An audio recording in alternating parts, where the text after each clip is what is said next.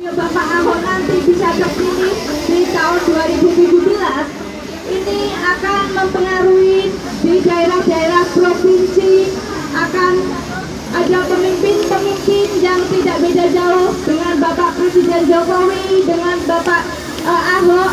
Akhirnya kesejahteraan itu bukan hanya terwujud di Jakarta saja, tetapi di daerah-daerah yang masih kental dengan birokrasi yang beri-beri, kental dengan KKN dan penindasan pendidikan kepada masyarakat awam khususnya. Jadi kita harus solid, walaupun kita hanya dengan semangat dan persatuan, tetapi kita bisa menularkan kepada teman-teman kita. Kita dukung, walaupun di sini kita tidak mempunyai KTP Jakarta, tetapi kita punya jaringan yang luas, kita punya saudara, kita punya teman yang tinggal di Jakarta, seperti yang kita sudah lakukan selama ini. Ya, jadi itulah perjuangan kita, itulah tugas kita untuk mendukung pemimpin-pemimpin yang akan datang, bukan hanya di Jakarta, di provinsi manapun.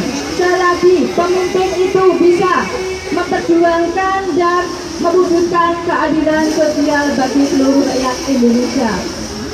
Teman-teman, saya tidak perlu bicara panjang lebar apa yang sudah dilakukan oleh beliau Bapak Gubernur.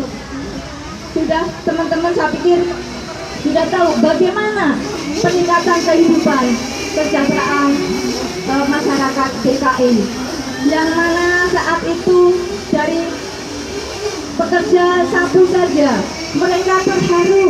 Karena apa? Karena apresiasi ataupun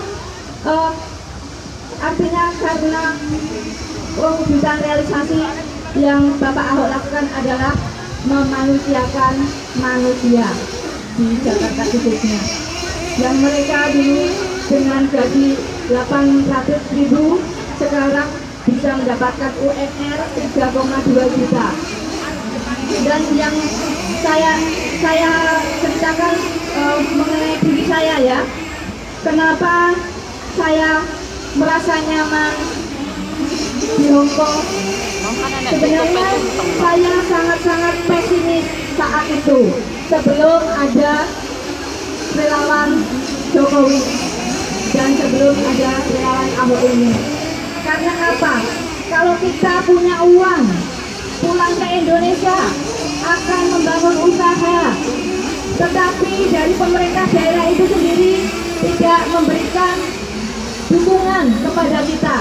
Bahkan pengusaha-pengusaha yang lain itu sudah bekerja sama dengan penguasa ataupun pejabat-pejabat, misalnya catering.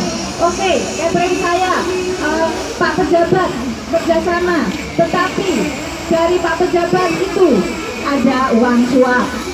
Itu yang membuat kita ini pesimis. Kemudian untuk bekerja, kita juga punya uang, tetapi toh kita ini uang kita yang hasil dari Hongkong itu biar tahan lama, maka kita ingin bekerja dengan potensi ataupun talent yang kita miliki, yang kita sudah dapat di Hongkong ini.